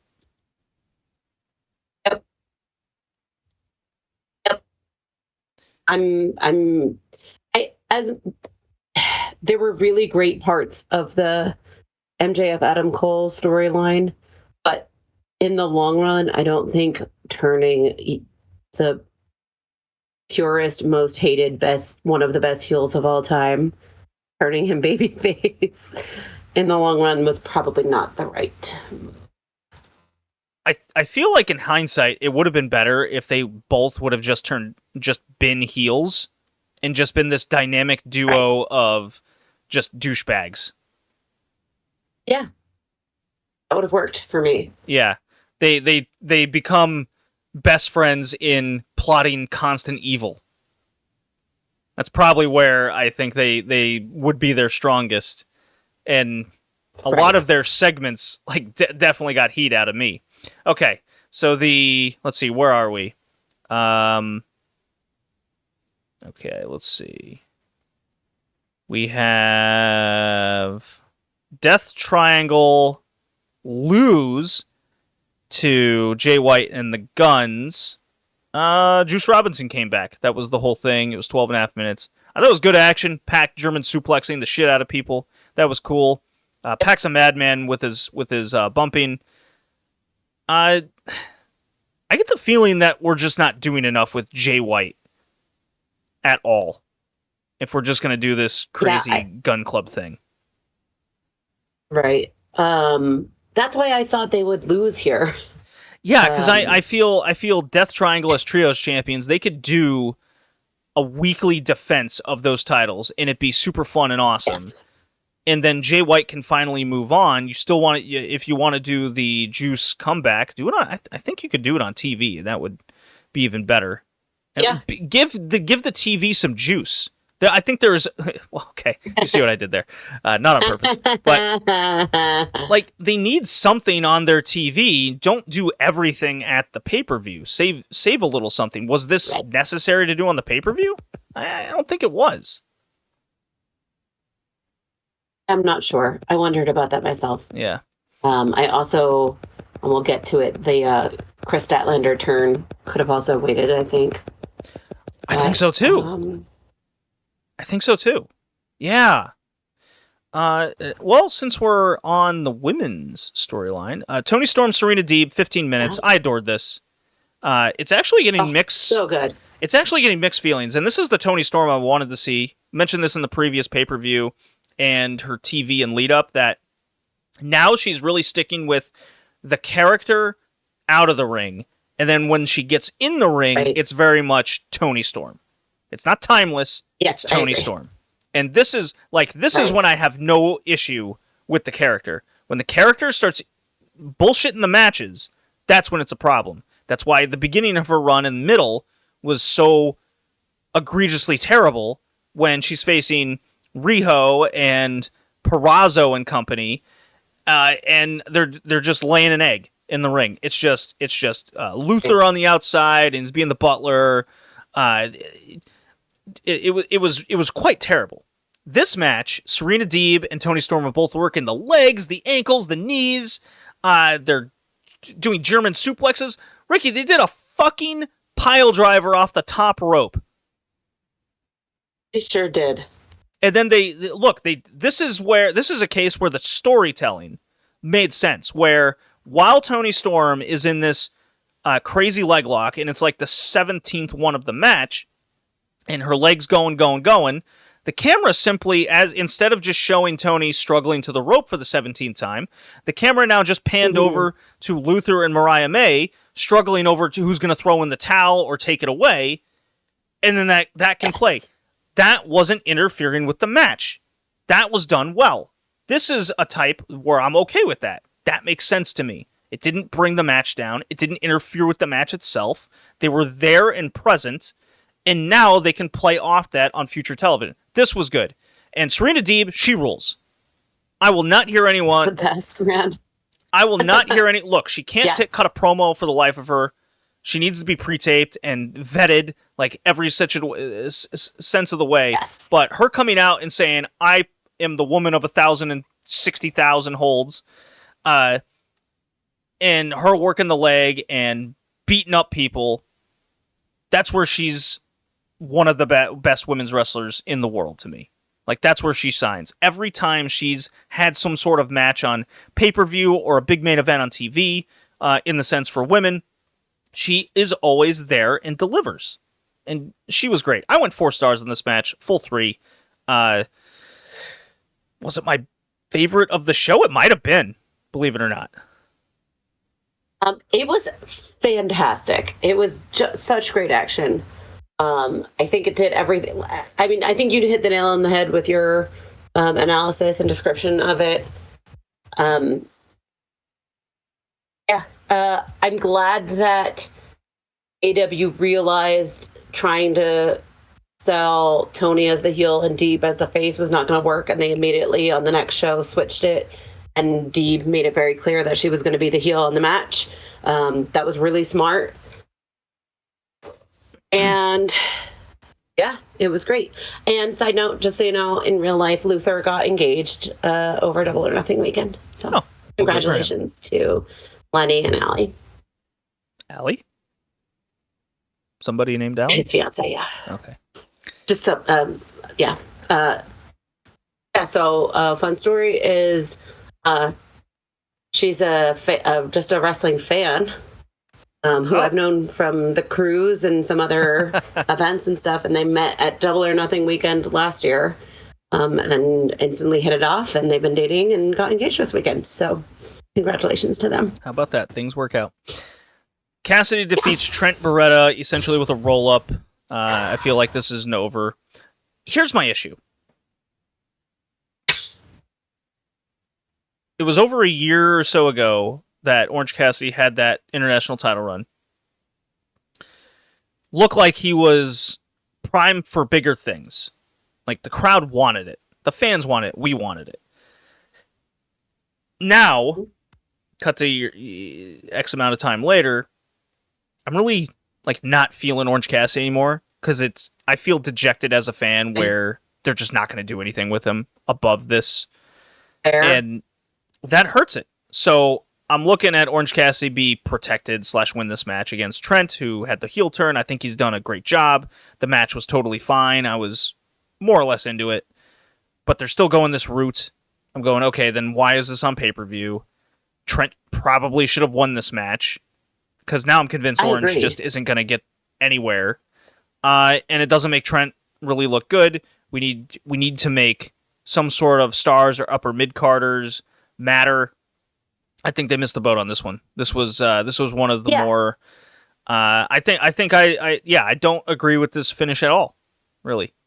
No, it was terrible. Trent needed to win to solidify himself as a strong heel, right? Mm-hmm. And then Don Callis had been involved and then wasn't, and yeah, it was all very weird. So just going this route anyways, I should have been a big-time match on Dynamite or Collision, and I'll leave it at that.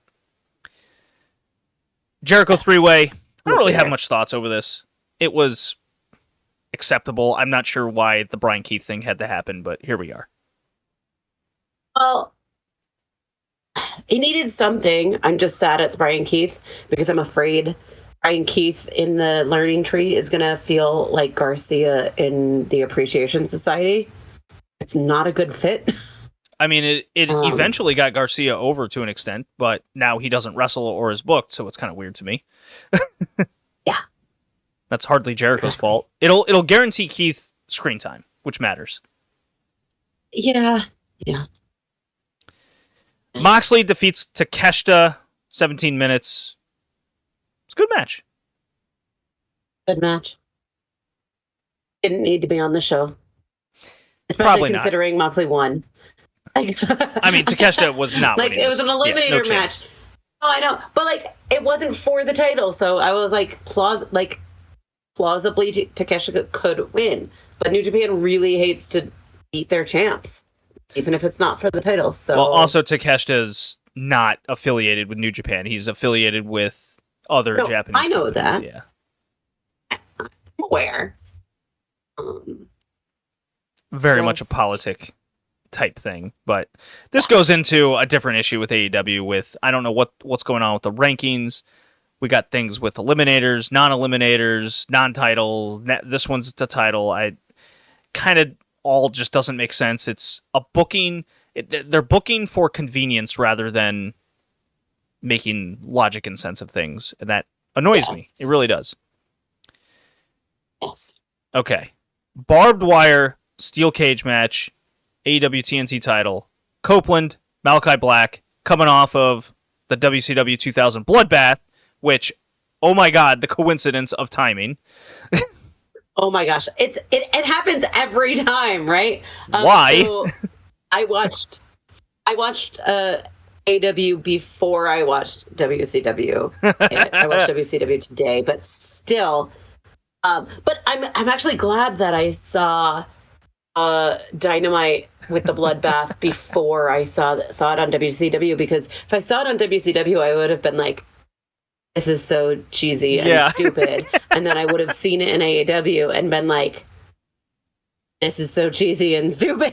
But I loved it in AEW, so. So even so, I watched AEW's one in real time. And I've already, I have the history of knowing what's happened in WCW. Then to watch the Nitro where that occurred, it did make me realize how even dumber WCW is about everything. Because I'm like, this is a dumb angle. It's stupid. And then WCW manages to make it even worse constantly. Yes. We'll get to that. Yes. I hated this match a lot, honestly. Hated it. I hated it. I thought it was, it approached dud territory for me. I thought it was egregiously long. I was not into either of these men and their storytelling. I was vehemently annoyed at the House of Black coming out and getting into the cage and doing all these things. I didn't give a shit about Gangrel coming out from under the ring to spit some mist and then get kicked in the face. Because here I am going, I didn't care about Gangrel 30 years ago. I certainly as hell don't give a shit about him in 2024. I thought the Brood was a dumb gimmick back then. It was stupid.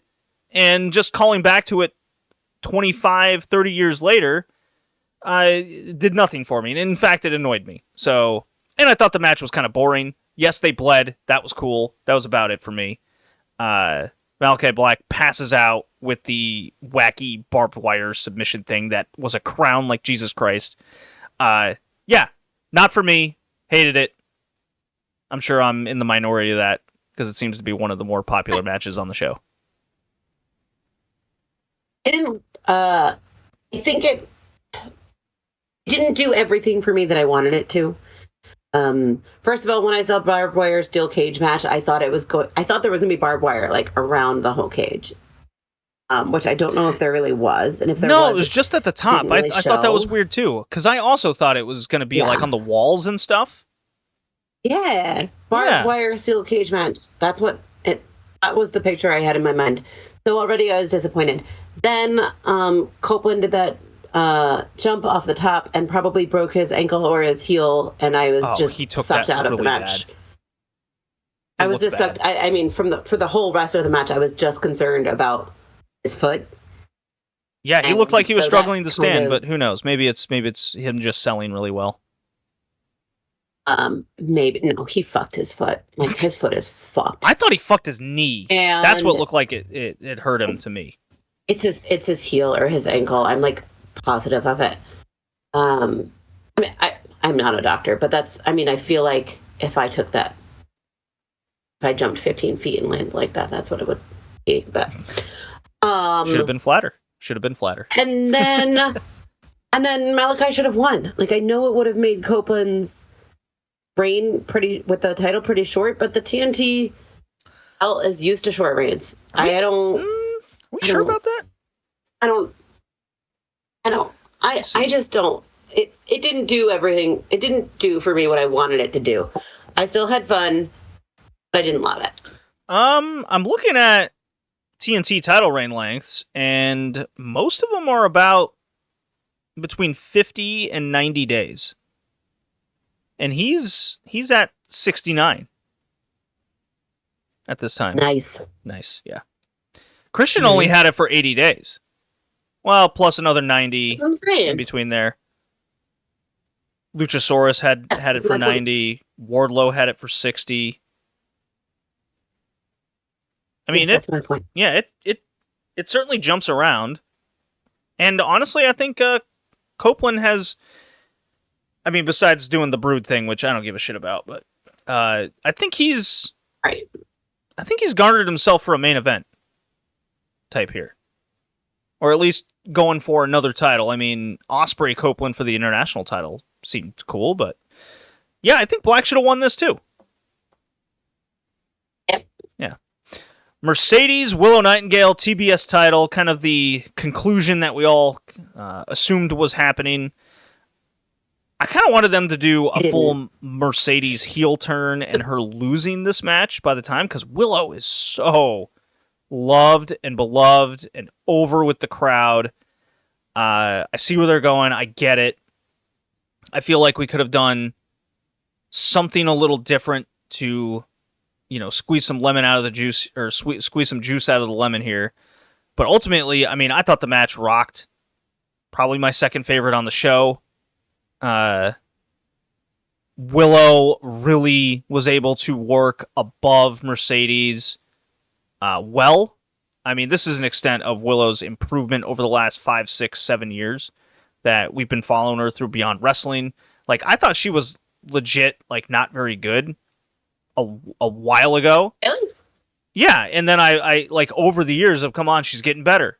Oh, she's getting better. She's starting to deliver. I kind of remember that about you. Yeah, and I've been coming on here the last number of years going, yeah, she's good now. And she delivered. She delivered here in a big spot. And Mercedes, she really knows how to work a lot of different people and styles. Willow was able to work a bigger powerhouse against the smaller opponent, which, thinking about a lot of her matches and who she's up against, she's never been really in the ring with people as small as Mercedes. True. That pounce in the match just That's a good point. ruled. Very great. Yeah. Yeah, I thought these two had great chemistry. What's it got on Cage Match here? Let's see. I think it has one of the higher ratings of the show. Let's see. 8.02 on Cage Match. Yeah. It is the essentially tied with Ospreay Strong for second. Yep. Okay. Yeah, I see that. It was fantastic. It was so good. It was both it was looked lacking phenomenal. It was lacking the epic finish that the Tony Deeb match had for me. That's kind of why I had one over the other. Interesting. Because Tony and Deeb, they hit each other's finishers. Like, Deeb hit the detox on the apron, followed by another one in the ring. You thought there was a chance there. Storm hits the Storm Zero, then another one off the top rope, picks her back up, hits a third one. While this one, it didn't have the epicness. It didn't have that dramatic conclusion. It was Mercedes essentially just kind of counters and catches her and hits the, what's she call it, the moneymaker? The twisting gory bomb deal that she has. Oh, yeah. Yeah, and simply pinned her. This was another case where I thought the storytelling worked out, especially going into the angle for it, where how did it go down? It was Mercedes was fucking around with, was it Stokely, I think? And no. Okay, she just pushes Statlander. And Statlander's like, what the fuck, bro? It's just standing here. Gets on, the ref is arguing, and that led to Willow getting her with the Doctor Bomb again, much like at Resurgence when she won the New Japan title. And it was 1, 2, 3, and inadvertently, you're just like, oh, look, Stokely and Chris had the ref. And they were arguing because Mercedes was a dick. And I was looking at it going, oh, was that all planned by the three of them for them all to turn on Willow? Which I would have been like, okay, we can work with something there. We can make the final turn as a group on Dynamite. A good follow-up to the match. Willow had the win. We could do a rematch where they really get some heat on Willow, and we could tell another story where Willow's vying back for them, Chris and them. But it really looks like they're not going that direction. They're going with Mercedes just simply wins, pieces out, and then Statlander and Stokely turn on Willow solo. The other thing is I got one more thought here, and then you can talk about the match. I was really thinking all along that Megan Bayne was going to make an appearance with this, because I truly think turning Statlander heel, I think she'll nail the role. I think she's capable, especially with Stokely. Yeah. Stokely's a great douchebag, but how I look at Willow and Chris Statlander they're different. They're built differently than a normal, let's call it like television woman, if you will. They bring a different body structure, a different personality. People love them. Girls love them. Women love them. They can relate to them more. I think there's so much, I can't even say potential, because we see how popular Willow is. That's with Chris Statlander. Those two have what connects, and we've seen it live at like Beyond Wrestling and other shows where like little girls really love them.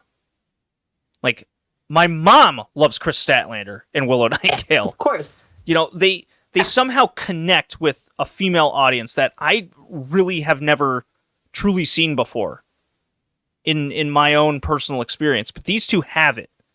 And I thought it was a missed opportunity where you have someone like a Megan Bayne or other characters. I'm using Megan as a prime example because they're seemingly not doing anything with her. That if you want to turn Stokely, I'm still for the Stokely with Mercedes, but have Megan Bayne as a big heater. And then there's your duo right there with Stokely. Stokely betrays these two, and you have Willow and Stat going after Bayne and Mercedes. I think that's a much stronger direction, and you don't have to turn whom I think are tremendous baby faces to carry women's wrestling in America. Now, do I still think this Statlander turn is going to work? I do. I ultimately, Stokely being on a heel side, I think is the right move. It keeps Willow with a purpose going forward and good follow-up. And now you have Mercedes kind of doing her thing. I'm not saying it's the wrong move. I'm saying I probably would have preferred, and I think there's more potential in the direction I laid out. Okay, now, I've gone on forever about this match and thoughts. Your turn. I'm too tired now. Oh, I apologize. I was very excited about this match, and no. It was I loved it. I think you're absolutely right. It makes no sense to turn people. It's so hard to create baby faces that yes, exactly. You shouldn't turn wrestlers that people are naturally drawn to. But I'm sure they have. I mean, it's going to be a good story. I'm excited to see where it goes. Yeah, I'm still interested. Megan Bayne appearance would have solved that. You're right. And that was at the point where I fell asleep. Had to watch it essentially this morning. So Strickland and Christian Cage had, I thought, a really good world title match in the semi-main event. Almost 25 minutes. Lots of interference, of course, by the Christian Cage Society. The family. The patriarchy. The patriarchy. You're the patriarchy. I thought pay attention. Okay, yeah, I do. It's okay. The Strickland house call mid-air countering the spear, I thought ruled. It was a hot finish. Oh, unbelievable. There's a great still photo that's floating around. Oh, yeah? On the internet. Of that if you find that, send it to me. Because it looked gnarly in real time there, watching the match. Yeah, I'll send it to you. I wonder who's next up for Swerve. Well, I guess it would be the Owen winner, right? Question. Yeah, there's got to be somebody in between, though. Well, there's Forbidden Door. Okay, yeah, they have to build to that. Man, it'd be wild if they throw, like, Swerve Yoda Tsuji out there. That'd be weird. I think it should be Shingo. Oh. I mean, I want it to be Shingo. I want it because Shingo, it looks like his days of getting any sort of push in New Japan are done and over with. So why not just throw him a Forbidden Door bone, and it's him versus Swerve just going out there and pumping bombers. Would love if it was Shingo. Anarchy in the arena, the Elite win. They beat quote unquote Team AEW. This was absurd. It was so good. Oh, so good. Oh my god, the music at the beginning with the, don't play that song, play this song. No, don't play that song, play this song. And then the Bucks saying it costs $200,000 every time we play that song, which is apparently what it actually costs. Yeah, it's a lot of money to play Final Countdown. Yeah, it's so good. There is just there's just so much to talk about how well they did this, right? So Darby with the pins on his mask, like he has a broken nose, so he's wearing one of those broken nose masks, but he put thumbtacks on it. Oh god. So if he, I mean, amazing. And then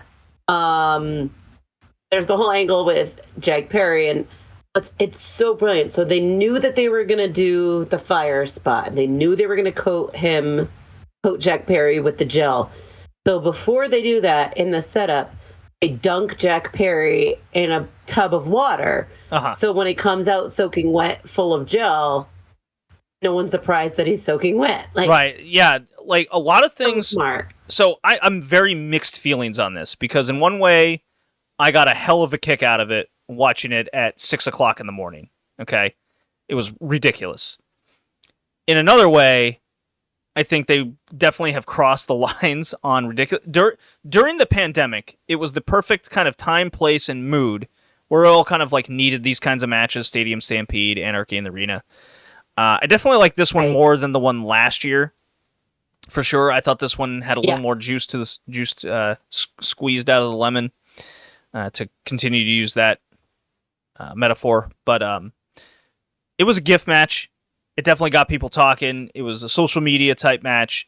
It's the worst people in journalism and media and content creators are going to latch onto this match as one or the other. I'm really in between on this because did I get a kick out of Danielson doing the yes chants while Darby Allin is strung up upside down in the middle of the ring, meeting who'd he kick? Did he kick Jack Perry from Kingdom Come in the middle of it all? The thumb, yeah, I don't know. Yeah, whoever it was. We had the fucking flamethrower spot, which was nonsense, where on Dynamite we had on-screen Tony Khan driving Darby with the flamethrower to the arena to light people on fire. And the funny thing is people all week are going, well, that was stupid. He's not going to actually light someone on fire. Oh, my suspension of disbelief is ruined. Well, come to find out Sunday, Darby Allin actually lit someone on fire. Okay, now we in one way, it's like stupid and over the top. In another way, now if they do these kinds of spots in the future, it's not out of the AEW's playbook or out of the realm of possibility that, yes, they could actually do that. So if someone's going to threaten someone with getting hit by a bus, now we believe Darby Allin could actually get hit by a bus, which he has, of course, but you get the idea. These crazy spots that seem like not believable and crazy in wrestling, AEW has now made them believable because they do fucking nonsense like this. It's wild. It was a wild match. The Elite, I think, should have won. This felt like a thrown together quote unquote Team AEW team with Kingston out, among others. I really hoped they would have done a little bit different storytelling rather than kind of for the ha-has and lulz too much. I would have rather seen more of a serious, this is the company versus the Elite deal, because the Elite are running roughshod over it. But in terms of modern American wrestling and how they're telling the stories, I mean, we're a step away from a control the company, Vince Russo, WCW 2000 shenanigans, and that terrifies me. It really does. I loved this match. I did. This match did everything I wanted it to. It was violent. It was funny. It was felt well paced. Mm-hmm. Surprising. There were actual shocking moments.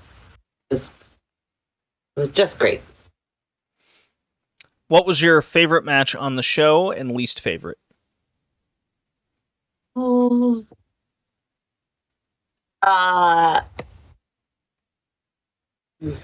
On the main show, we're not counting the buy-in. Right. I think my favorite match was Mercedes Willow. Okay. And my least favorite, although the Anarchy, I don't know. And then least favorite, probably Cassidy Trent. Cassidy Trent. I Okay. didn't dislike anything. I really didn't dislike anything. Yeah, and I mean, obviously, I disliked one match. That's Copeland Black. That's my least favorite, and it's like nothing approaches that for me. I liked Storm Deep the most, with Willow, Mercedes, a very close second. Yeah. I certainly enjoyed the last two matches more in the morning than trying to power through, trying to stay awake and be... Right, yeah, no. I'm looking forward to the fallout of the show. Fell asleep. Yeah. Yeah. I'm looking forward to the fallout of the show more than the show itself. This actually isn't getting the gangbuster reviews that a lot of AEW pay-per-views have gotten in the past. I mean, it's still at like an 8 out of 10 on the cage match. I'm looking at wrestling data here, and it's kind of up and down, mostly in the positive. Let's see, 26 and 22% at a 5 and 6 out of 6 on there.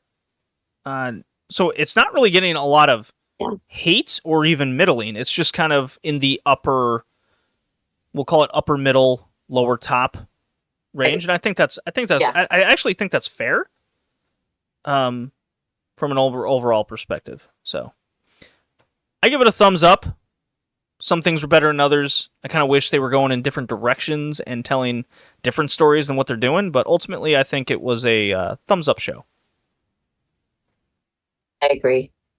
I'm enjoying the trend of the past two pay-per-views, the trend of opening with like one of the hottest matches on the card. So Dynasty started with Okada versus Pac, and then this opened with Ospreay Strong.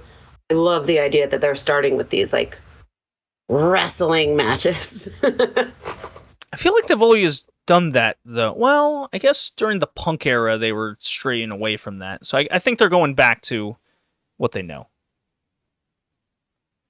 Okay, let's talk about a not-so-fun show. Here we go. Nitro. Oh, no. Oh, no.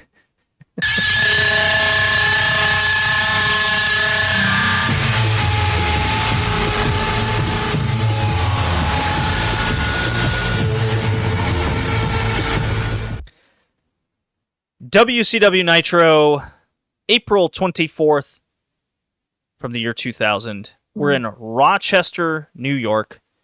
Mark Madden, Scott Hudson, and a disheveled, slowly going insane Tony Schiavone in front of an attendance of 7,000 people.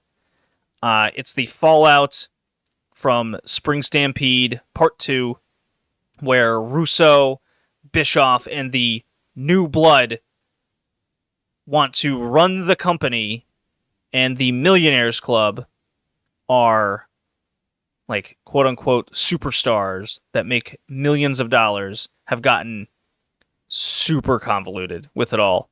Because now we have guys like Bret Hart, who is a absolute millionaire, turning on Hulk Hogan because Swerve, haha. And then Chris Kanyon, who is not a millionaire, backing up the Millionaires Club, the babyfaces, while the New Blood are disheveled heels. Like, it's wacky. Nothing. It seems with every passing week, things are getting more and more strained from the path and making less and less sense. And the last 20 minutes of this hour and a half show was ridiculous. You want an example of how to not time things properly? It's that right there. Oh my God.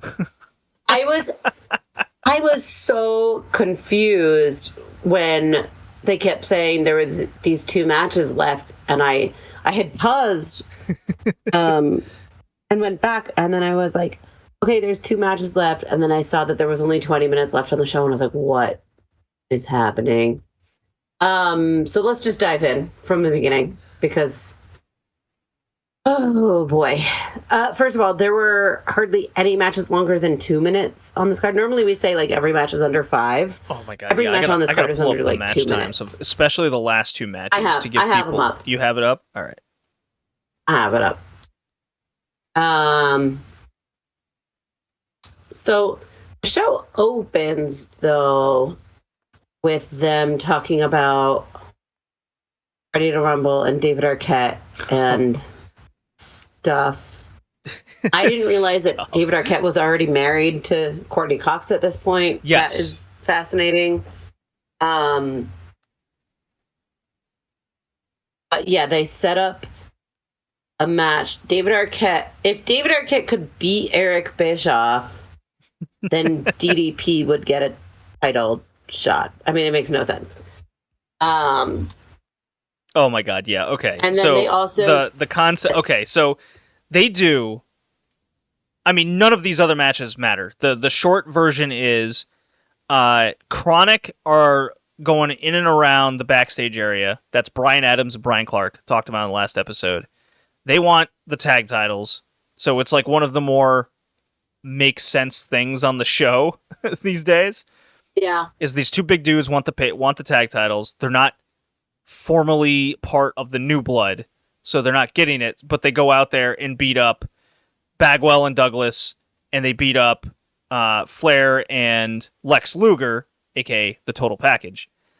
Luger and Flair could not be further from like the main event now. They're just so down card. Flair comes out in jeans and a shirt. He doesn't even bother putting on gear anymore. It's really bad.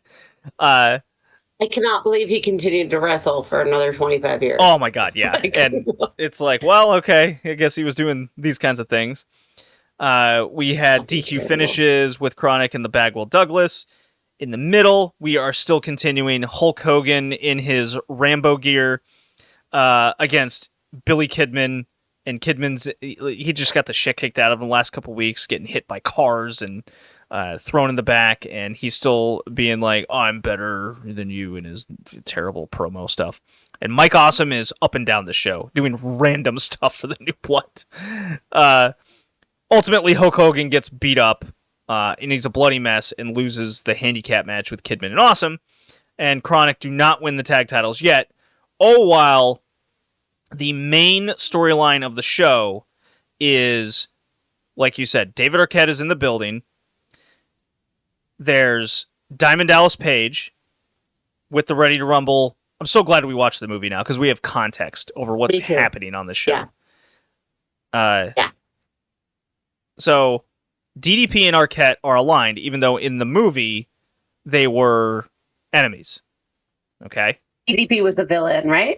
DDP was the villain, right. He was like the main baddie. Yeah, he was the main bad guy, but now he's affiliated as a good guy with good guy David Arquette.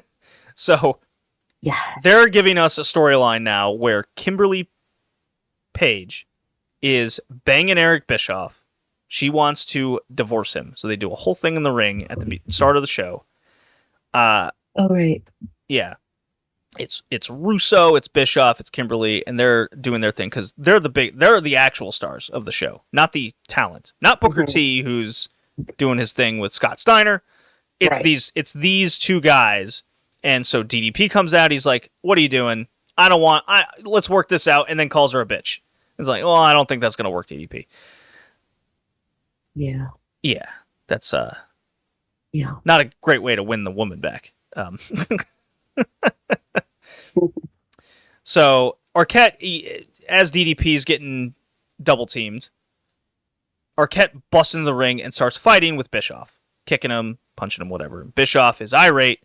He goes, "That's it. I want to fight you." And Arquette goes, "Well, how about we fight? And if I win, DDP gets a title shot." I'm like, all right, it's stupid, but I suppose it makes sense, kind of, sort of. Well, what they don't say is it's also going to be this night. They're not building anything up. It's got to be also tonight. Right. Everything is tonight. I know, Everything is tonight. Well, okay. The one good thing that didn't happen tonight was I thought the triple cage was going to be tonight, and it was just a single cage.